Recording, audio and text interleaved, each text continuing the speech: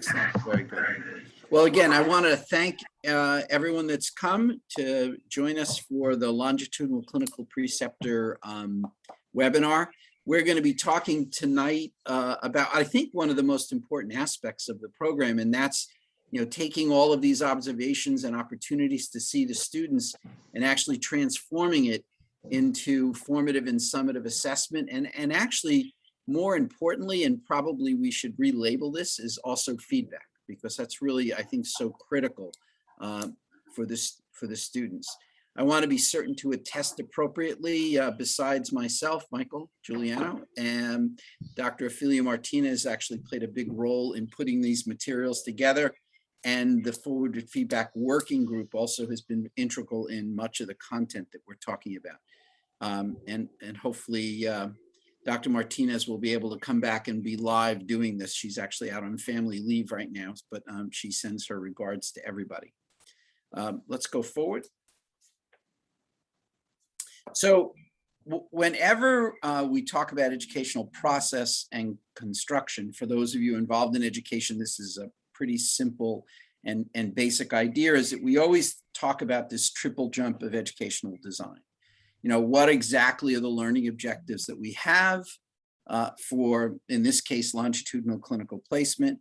What are the assessment tools that we're going to utilize? And that's exactly the focus, I think, for this afternoon and this evening's discussion. And then, of course, the universal model that we've talked about before, and hopefully you've seen, but I thought it would be worthwhile going over. How are we going to provide actionable feedback to the specific students so that they can improve and go up the learning curve? And this is really what educational process is all about. And in all contexts, in this particular context, we're going to talk about it for LCP.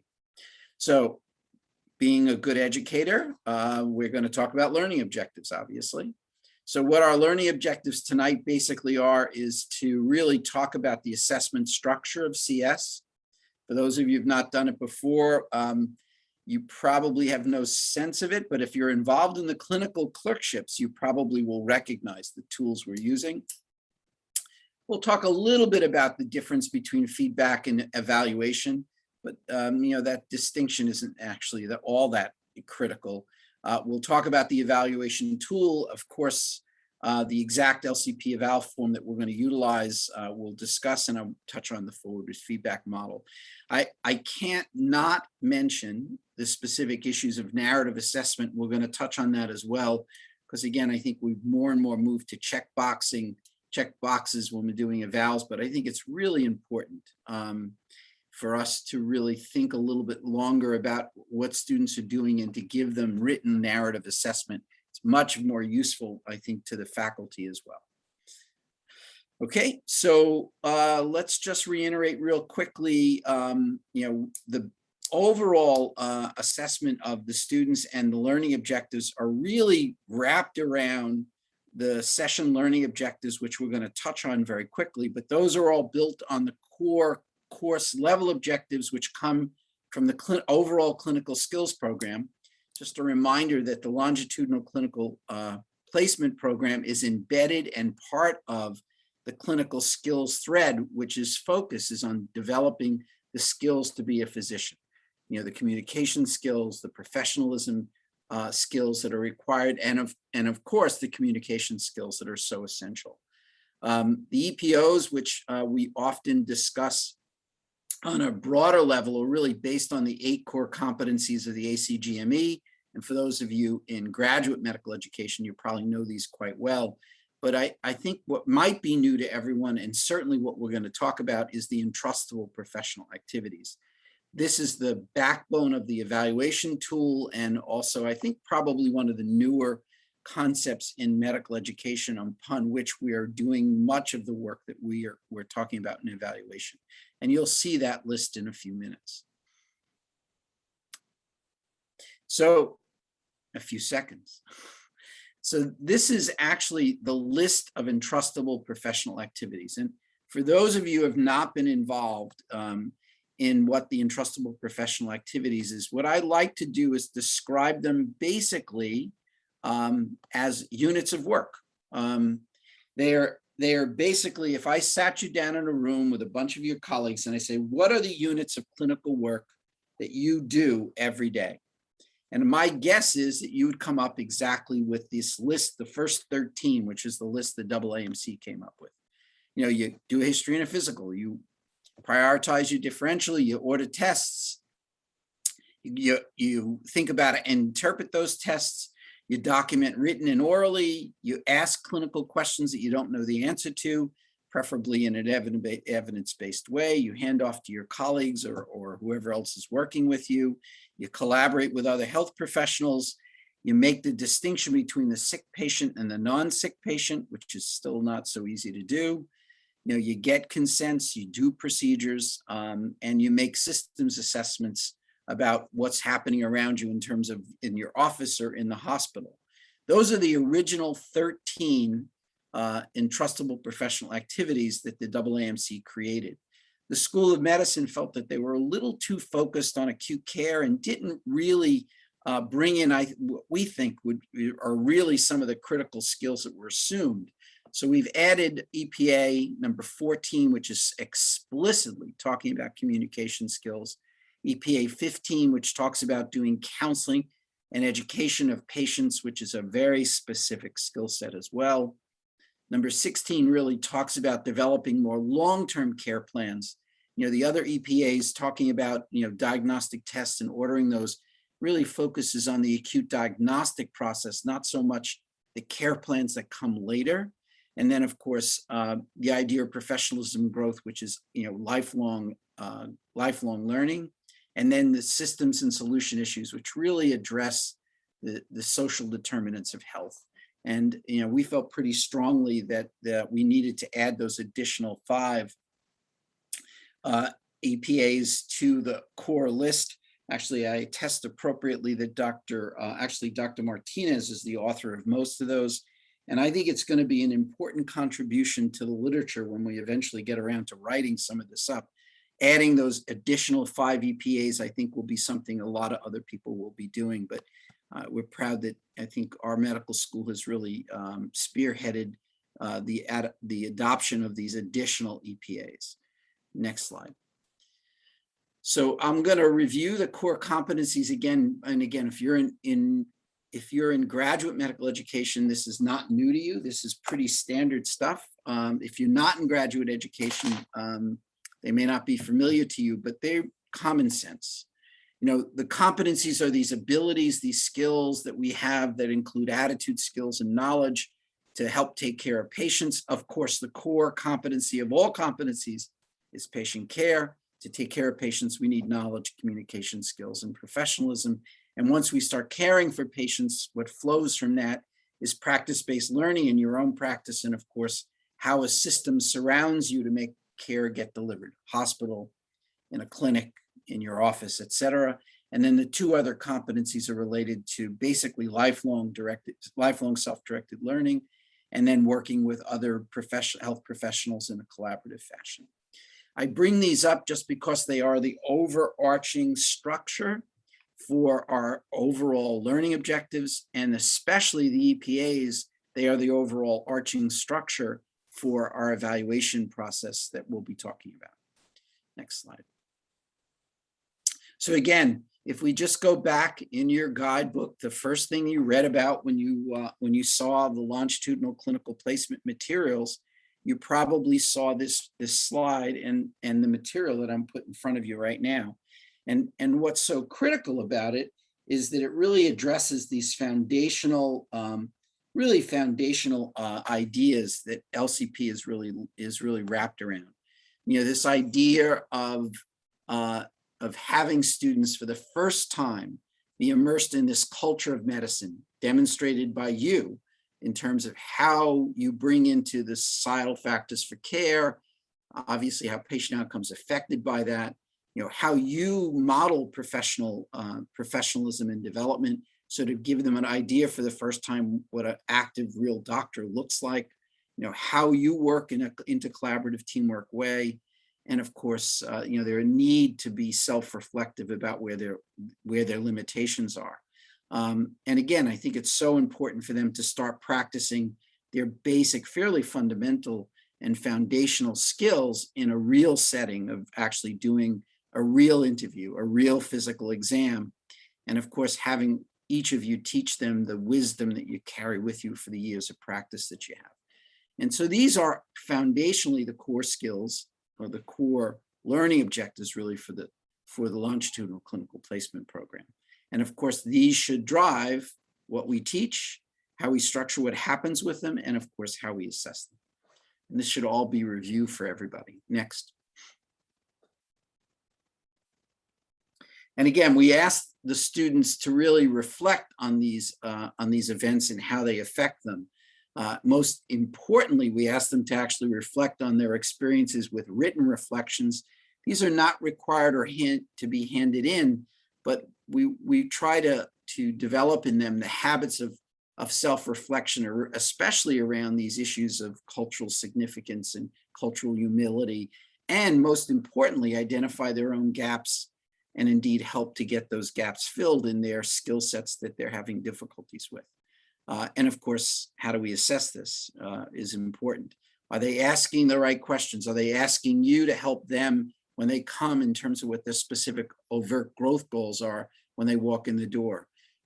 Just for an example, I had a student, actually 2 of the 3 students I worked with the other day, both had the same goal, growth goal, and that is to try to succinctly give a summary after doing a 20-minute history in a physical exam, to try to succinctly do a summary. And their real focus was getting feedback on how well they condensed the story and didn't lose essentials, but still gave us the essential part of the story.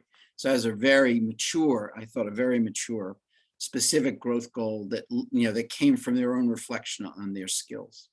Next slide. So how are we going to evaluate the students? So let's get down to the nitty-gritty of things. So clearly you've been working with them after each presentation. I'm sure you're giving them some feedback. You've been getting the write-ups from them. And I think that all of those hopefully are going on a regular basis, that you're giving them feedback about their write-ups, either through email or when they come back and visit. So you're already doing a fair amount of formative experiential feedback that you're getting, but there's going to be a little bit more of a more formal process, and that's actually coming fairly soon, since many of us have already seen them 4 or 5 times, and when they finish their 6th time, it will be time for you to receive basically a Google form evaluation. The eval form has been shifted. It used to be in a different format, and it was delivered in a different way, as I think a couple of people mentioned. But this time around, you're basically going to get a Google form in your email with the student's name on it that basically you need to fill out and then basically send back to Dan Park, who will be the person who will essentially taking care of. This form is really based on, and actually it duplicates the comprehensive evaluation tool that's being used throughout the clerkships. So if you've been in the clerkships, you already know it. If you haven't, we'll obviously go through it with you. And of course, it is based basically on all of the EPAs we just discussed.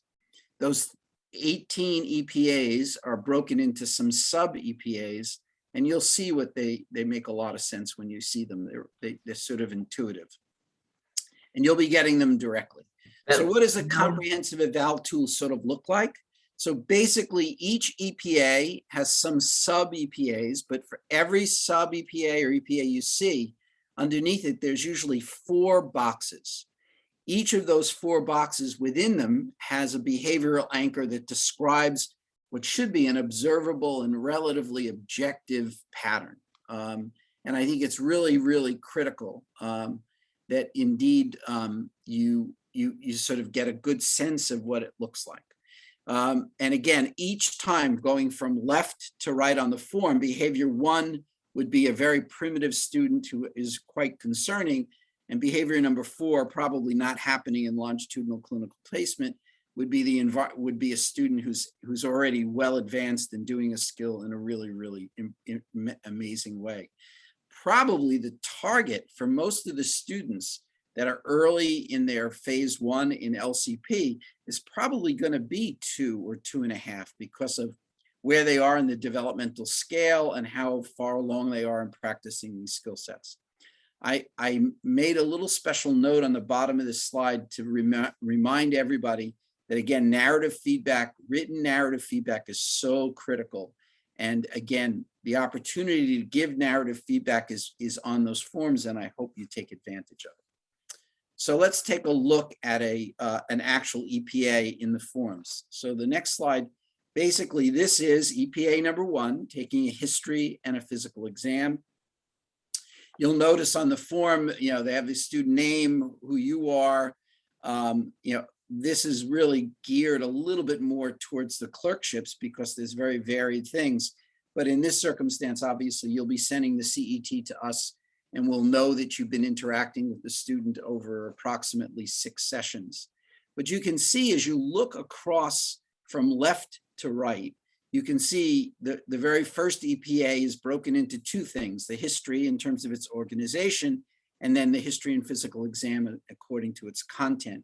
And as you can see, on the far left is basically behavior number 1, which would be a student who's not really doing very well, lacking organization or coherent structure. Number 2 would be there's a rationale for the organization, but it's somewhat illogical or not driven by accurate clinical reasoning. And I have to say, most of my students, because of lack of knowledge or inexperience, have really been in the 2-ish range, especially as they've gotten started. A few of them are creeping up from there. You'll notice, by the way, although there are 4 behavioral anchors, there are 7 boxes along the bottom. So you can give a 1 or a 1.5 or a 2 or a 2.5 or a 3 or 3.5 or 4. So you actually have 7 choices, not really 4. So you can do in between. And of course, you can see the second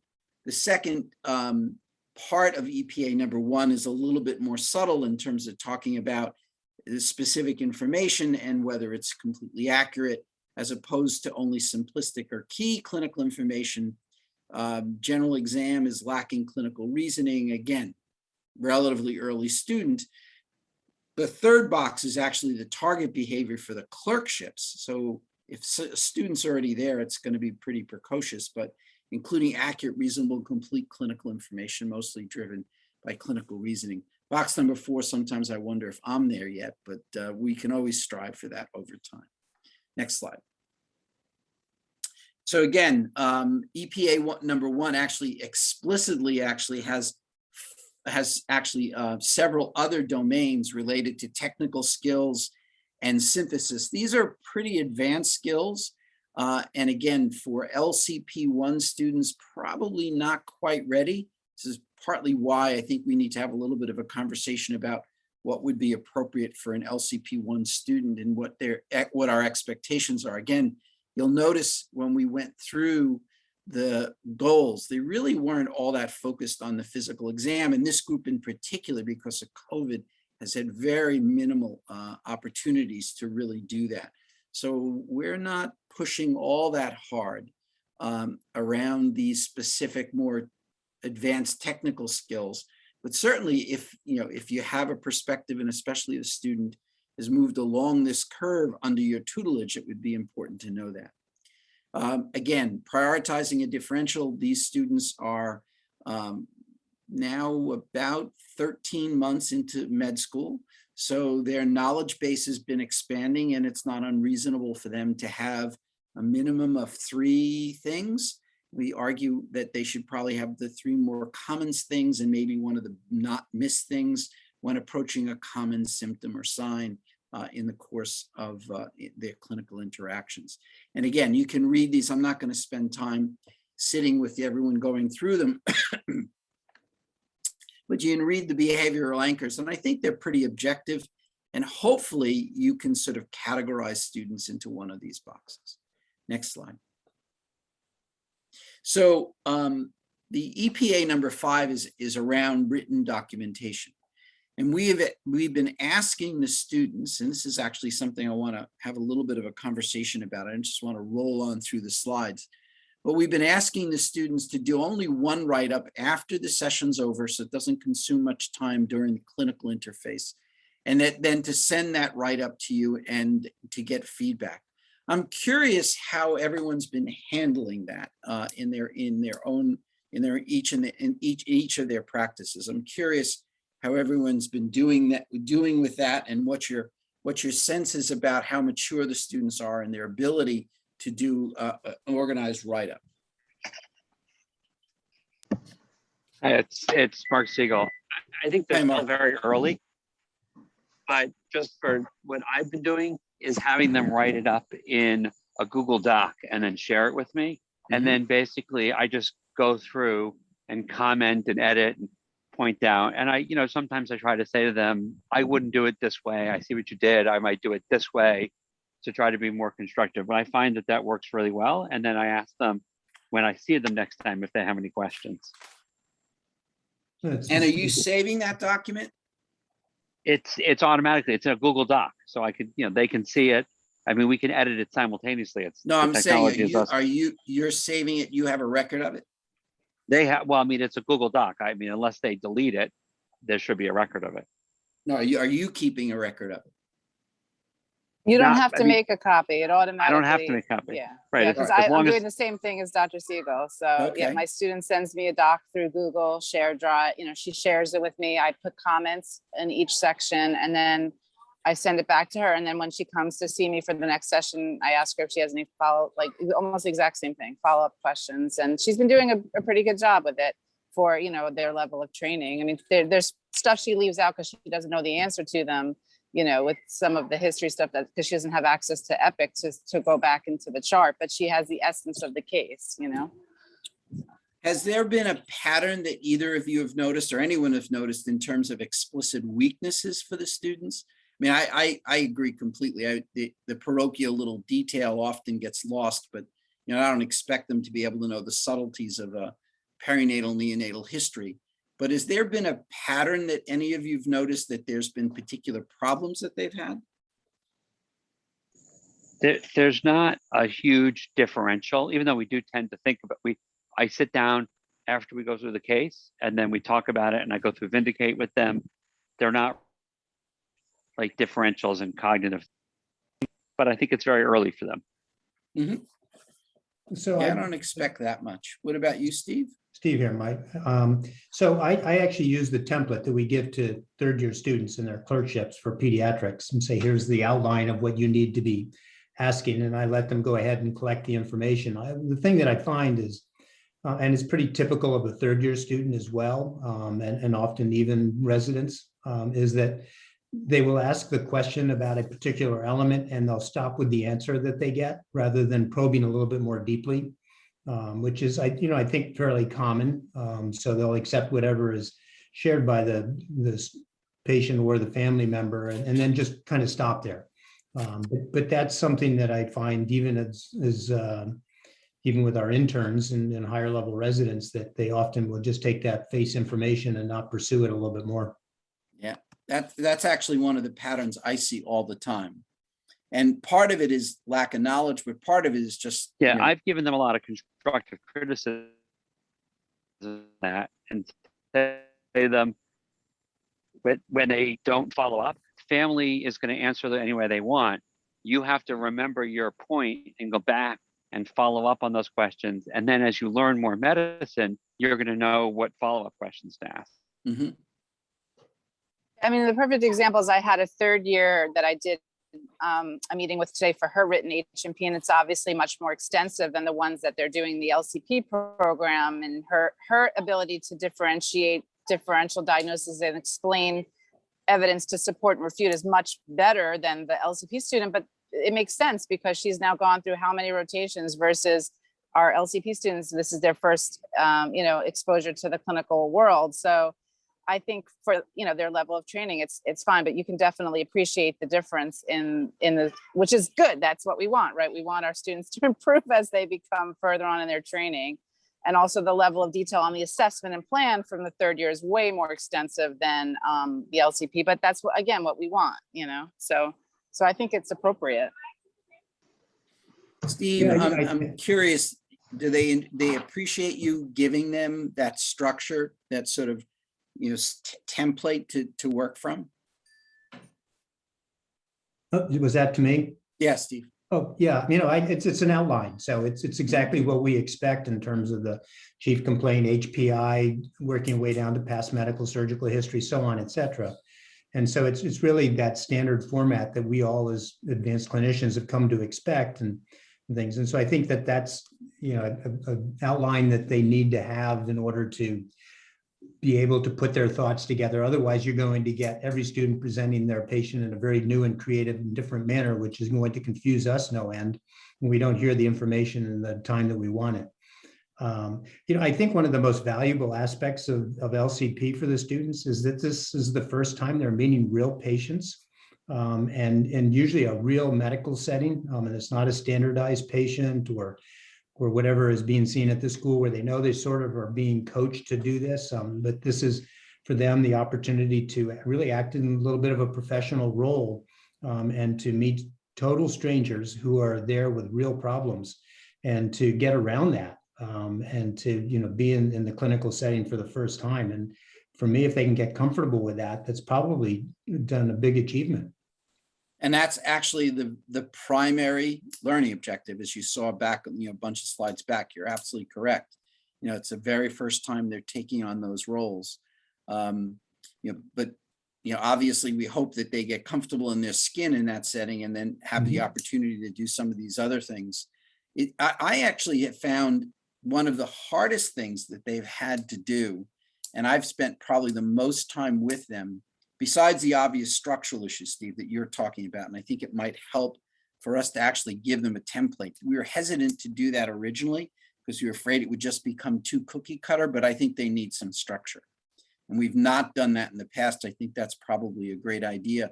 But what I found is in both in their write-ups and in their oral presentations is their ability to give that chief complaint in a succinct and indeed an appropriate way where it really gets you focused on what the real story is. A lot of them give a chief complaint that is already surmising things or is totally off target. I don't know if that's anyone else has had that experience.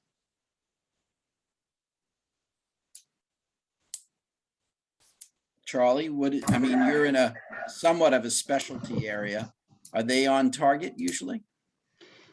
Usually there's really no chief complaint that they give. They might say patients here for a follow-up visit, but that would be about it at the very beginning.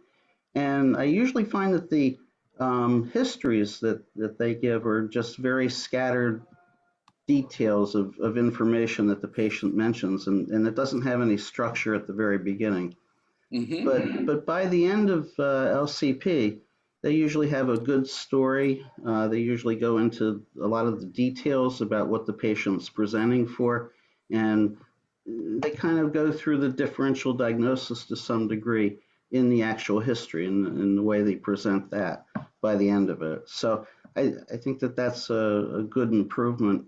Really kind of one of the things that we're aiming for. As far as differential diagnosis at the end, they just list the patient's diagnoses at the very beginning. And after a while, I can get them to start listing, say, symptoms, and then to come up with the differential diagnosis for each of the symptoms or lists of symptoms that go together. So they're pretty disorganized at the beginning, but it doesn't take them long to catch up. And they do seem to know about the SOAP note. So I haven't really had to guide them too much on the general structure of how to do a history and physical and what to do with it in terms of differential diagnosis and plan and all that. They kind of have an idea at the beginning, but it takes them a while to get it coordinated and under control. But they do quite well, I think. I'm glad to hear they progress up the learning curve. That's wonderful to know. We've not, and again, this is Ophelia's sort of policy issues, but I'll own them as well because I'm in the discussions. We've not really required any formal, turn in your fifth or sixth one and have some kind of specific rubric where they get a grade for their write-ups. The bias was, since they're just getting started, is sort of make this a low stakes one-on-one feedback. Is everyone agree that that's the right way to do this, or should we have towards the end require them to do a more formal write-up with a more formal rubric with a grade? I would discourage giving a grade, but I think we can provide feedback as to where they are compared to where they started. We want them to make progress and move along that continuum. And that would be, I think, something useful for them to have. But I think to have it be focused in on a grade, I would argue against that. I just think it's going to kind of defeat the purpose of LCP. Anyone want to vote for a grade, or everyone likes the way it currently is? I like the way it currently is. I don't think that a grade would be all that helpful. Anyone dissenting? I'll just add that it would add an additional stress to us to kind of give a grade. And I think this early, as we get a sense of where they are, it's not really fair to them for us to give a grade without knowing, having more experience with. No, that was the rationale for why we're where we are. So I'm just want to make sure that we're all on the same page. I'm glad to hear we're still all on the same page. All right, so let's go to the next slide.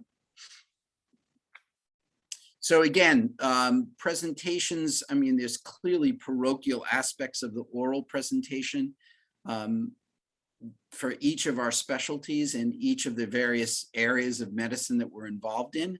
But again, the overarching idea, that they can put a succinct story together. I think these behavioral anchors, I think, are pretty self-explanatory. I think EPA, so that's EPA number 6. EPA number 14, which is really the heart and soul of LCP, as I think Steve just really commented on, is this idea of them putting on, the doctor role for the very first time and how they communicate with the patient and develop that relationship. Hopefully everyone's having the opportunity at some point to watch some of those early interactions. I usually make a point of trying to see every student at least once when I interact, on a given day, see them do the initial interaction with the patient to see how they start setting up that communication set. And I try to give them feedback on that explicitly. And then, of course, under communication skills, you'll see also this idea of empathy. I recently had a student who had a comment, as a mother of an infant of a diabetic. The mother had never been diabetic before. She was all worried about, is this going to go on? And he actually happened to also be a diabetic. And he was really quite, it was quite touching the way he sort of explained it and sort of said, I've been dealing with this for a long time, and sort of self-revealed appropriately, I think, to build some empathy. And I think it really made the mom much more comfortable. So again, the anchors that are there, they require, us to be there in the room. Hopefully the time permits everyone to be able to do that episodically. Next slide. Again, professionalism and growth explicitly talks about their own specific conduct. And again, these are actually being worked on as we speak in the professional identity thread in terms of trying to wordsmith this and make it a little bit easier. Sometimes I find some of these a little bit too amorphous. But again, I think, that these are the first pass at trying to develop specifically around professionalism. Growth is actually quite obvious. And for me, I always ask the students when they come back, what's your growth goal today? And I usually keep track of that. And I like to see them advancing in their growth goals. And I like to see them advancing into more advanced areas, or areas where indeed they clearly have identified a gap and that they've recognized that. I recently sat in on a complex learning session with some of these same students at around the same point. And I have to say, I was struck how many of them are still just talking about study skills, where they study, how to be efficient, which is important. But at this stage of the game, 13 months in, I would expect them to start thinking about growth goals in a much more sophisticated way in terms of ways of integrating knowledge and actually applying knowledge to new settings. And that's really what we're looking for in terms of the specific growth goals that they chase in this particular setting. I'm pleased to say that the students I've been interacting with, I've been very impressed with their growth goals being all about integration and application, not so much the housekeeping issues of learning content. Michael, before you move off this slide, should I just, if you could go back to it for a second. Sure. One of the concerns I've always had about this is if you use your 1, 2, 3, 4 boxes or numbers, is if you go from 2 to 3, you're going from in that second box, first and second box, a lot of negatives to more positives. And I wonder if there's a way that could be, because you look at it and so under that growth, for instance, minimally aware of own biases, that to me is a really negative comment. If somebody were to say that to me, even if I was on my first day of medical school, I would take offense with that. And so I've really always had a problem with these. And I couldn't agree with you more, Steve. Actually, I'm smiling because I was in the PIF meeting, the Professional Identity Formation Academic Thread meeting was today at 11 o'clock. And that is precisely what we were doing, is working on the wordsmithing to make the terminology be constructive and positive and not as negative. So your point is well taken. And if you keep making comments like that, I'm going to put you on the PIF steering committee and help us, because that's exactly what we're talking about. And actually we're rewriting, especially around these areas, we're rewriting all of the behavioral anchors and trying to indeed make them more positive. These were the first blush that went by, and we did them. I wasn't actually involved directly in writing most of these. I don't want to take credit or take blame, but I think it was done, in a bit of a hurry when we were first getting started. And now I think we really are approaching it in a much more thoughtful way. And you'll be seeing much of this modified, hopefully over the next 3 to 4 months, because we're in the process of rewording these and hopefully modifying these forms. But I couldn't agree with you more. Yeah, I'd be happy to look at them once you guys get it done. See. Actually, there is, we have solicited a group of sort of thought people that don't have to sit on the committee, but to do precisely that. And I'll be more than happy to connect you with whatever group you want to do. There's 4 domains. It's growth. It's growth related to identifying self gaps and self-learning. It's leadership, it's professionalism, and it's humanism. And we welcome your input into the new language. I'm sure Karen Loftman is the person who's overseeing the overall committee, and there are 4 subcommittee leads for each of them. So I'm making a mental note, and I'll follow up with you. Thank you, Steve. And then again, 1 second. And again, EPA number 18, amazingly enough, how the AAMC did not address the social determinants of health as an integral part of the entrustable professional activities, I think is quite telling about the biases that we've had in the past in terms of how we approach medicine. But I think we've rectified that to some extent in EPA number 18.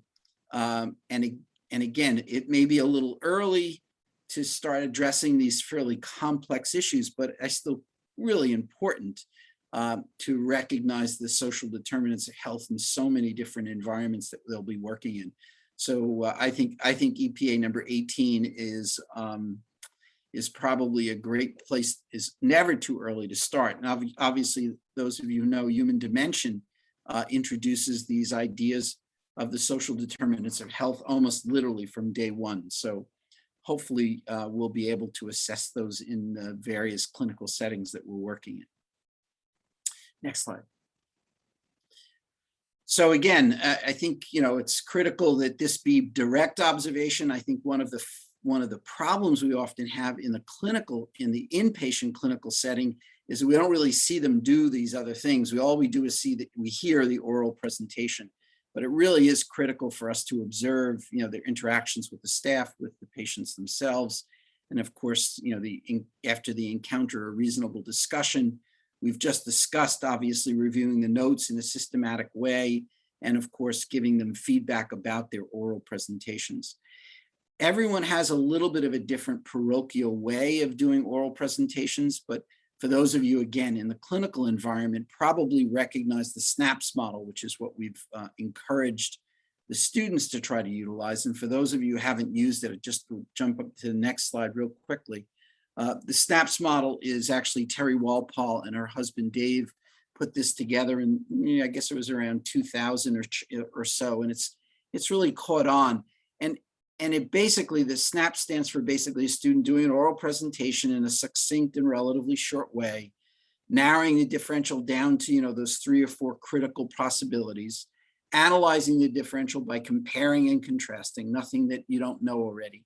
Well, the part that I love is the fourth part, is that the student is given the responsibility of probing you, for asking you about the uncertainties and difficulties that they have, their own gaps in knowledge not to be able to understand it, and where they've got to go, what knowledge they need to actually fix it. And I think it flips the responsibility slightly onto the shoulders of the student, which is why I personally like them. Again, student has to be at a certain point of maturity to be able to do it. And then, of course, the idea of creating a plan. Again, where are they in their development is critical. And of course, selecting case material for ongoing self-directed learning is always an appropriate place to be. So for those of you who haven't used the SNAPS model, it's a great model. We'll push this slide out to everybody. You're welcome to play with it. And it's actually one of my favorite models, specifically for presentation. Next slide. And again, I don't want to run on too late, but again, narrative assessment is always critical. And it is really critical, I think, that everyone sort of try to take notes when they interact, and whenever possible to give a written narrative assessment that really gives specific examples and ideally specific actionable plans for them to improve. And it will also be extremely helpful for the faculty that's running the courses to really get a better idea of what the students are doing well and have concrete examples and what they have opportunities to improve on. Next slide. And again, I think we've really sort of touched on this. You can go for the next slide.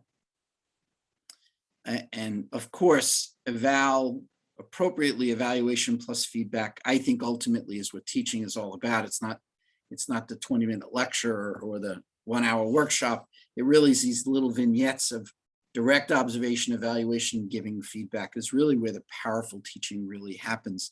And this is the opportunity we have to do with that. And again, next slide real quick. Back to the triple jump, but giving feedback. And I thought it was just worthwhile just to spend 2 minutes on the feedback model. Next slide. Most of you should probably already be aware, since we've touched on it a few times, is the forward feedback model was developed by a working group in the beginning of the medical school a number of years ago. And this model is based on the R2C2 model that was developed in Canada, which I'm not going to go into the basics of, but the basic idea is that this is a bidirectional conversational model where we basically talk with the students and have them give and get feedback around how their behavior has been with a relatively structured wheel. Turn the slide. This whole idea in this model is that it's not just about giving quote unquote feedback where there are strengths and gaps, but indeed taking that next step of coaching where you actually really create a coaching plan and help them to develop growth goals about getting better. And that's what this model really is all about. Go ahead. And of course, the idea is that everybody can keep getting better. When I wake up in the morning, I certainly never want to be on the okay plateau and just sort of coast. I think most people in academic environments agree, and we really want our students and ourselves to really be on that green line of constantly improving and learning and developing all of our expertise. And that's what this model is really all about. Next slide. So just next slide. So basically the whole model is basically this idea of, that whatever session you're in, that you identify the goal, critically ask the student to ask them to self-assess themselves, because that's ultimately one of the very core things that need to be done, is where does the student think they are? I always find it interesting that students are often not very good at calibrating their own skill set. They're either incredibly hard on themselves or they're a little bit inflated. It's the more unusual student that is pretty accurate about where they actually are. And our job is to help them calibrate and develop that self-reflection that's accurate about where they really are. So it's one of the key parts of this element is having them self-assess. Then the next step in terms of your observations, pointing out gaps and strengths, if the student has self-assessed accurately, this part of the process is actually relatively straightforward. It's a matter of reinforcing their judgment and indeed reinforcing what they thought they did well and potentially where the gaps are. If they are not accurate in their own self-assessment, this stage is also an opportunity for you to help them to start to self-reflect and calibrate and try to get them sort of realistic about where their strengths and where their weaknesses are. And that's a difficult process, but it's absolutely critical and central to creating lifelong self-directed learners that actually can calibrate where they really are and what they don't really understand. And then, of course, using this self-assessment process with your observations and gaps and strengths in terms of feedback, ultimately leading to a coaching plan with a real idea of it being SMART. That is specific, measurable, attainable, realistic, and relevant and timely. So that, I just met with a student last time we were together, and indeed the specific SMART goal that we created was about him creating no more than a 3-minute succinct summary of his patient when he presented next time, that tried to incorporate all the critical elements of the patient. So we had a very, very specific kind of goal for the next time we met. Next slide. And again, we're getting feedback from the students. There's actually a mid LCP eval that comes back, and there'll be an end of LCP evaluation that comes back. We actually take this preceptor feedback and we actually created in a conglomerate sort of experience to sort of get a sense about if there are any themes or specific issues. We've not been using it specifically, feeding it back directly, specifically to a given individual preceptor, just because the student number is so small. But certainly if you're interested, or if there's any major issues one way or the other, we probably would discuss that. But we are getting feedback from the students and using it to help modify the LCP experience as we move forward. And we've used it multiple times to change it. As you know, the LCP program has changed multiple times. Next slide. So just before we turn it over for observations and questions, just so you recognize, we should be approaching, more than, we're already in July into August. So we have another month and a half and change to try to finish up these visits. And then the students are also going to have the opportunity to do additional visits, either with you or in specialty environments.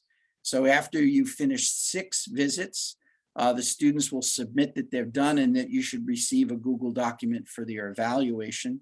So that will close the loop. We are doing a workshop again in a month. And does anyone remember the date for the last one? It's September 16th. I apologize, I didn't write it down. Someone put that in the chat real quick so everybody has it. But we'll be back on September 16th. And that will be sort of the last in this series. And it mostly will be a conversation about your experiences in this setting and how we can modify it moving forward. So next webinar is September 16th, and it'll be 5:45 again, and it'll be set for a minimum of a half an hour. We actually cheated a little bit and went over tonight. And it will be mostly focused on your observations and feedback about how things have gone. In addition, just a heads up, we're already beginning to start talking about LCP 1 and 2 for next cycle. I think everyone knows we have now 161 students in the class. It's a big number, and we're expanding, obviously, the LCP program to adjust to that. As of right now, obviously, COVID will modify things, but as of right now, the plan is to begin LCP 1 for the next cycle in January, and the plan is for it to run through June. with returning to 10 visits over that 6-month period of time. And you should be getting a phone call from Joe Martinelli or Francisco Arocho here relatively soon, just talking about your experiences and soliciting your support for the next cycle of students. So I'd be remiss not to mention that we'll be moving forward. And with that, I just leave any other questions or observations that everyone has.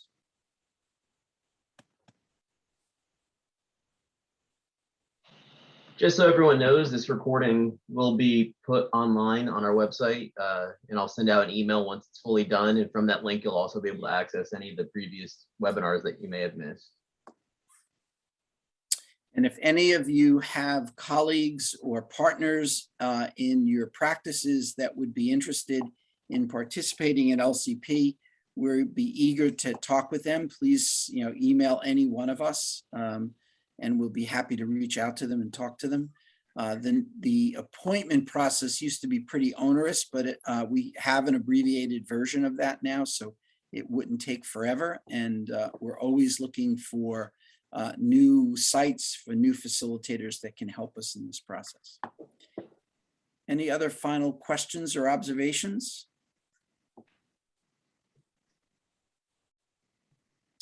Again, thank you all for giving us some of your time. Hopefully, this webinar was of some value in terms of deepening your understanding of the assessment process and the feedback process that we have with the students.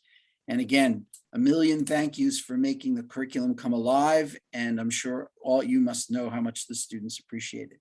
Thank you again for everything that you do. And we're eager to see you again on September 16th. Thanks again and have a great night.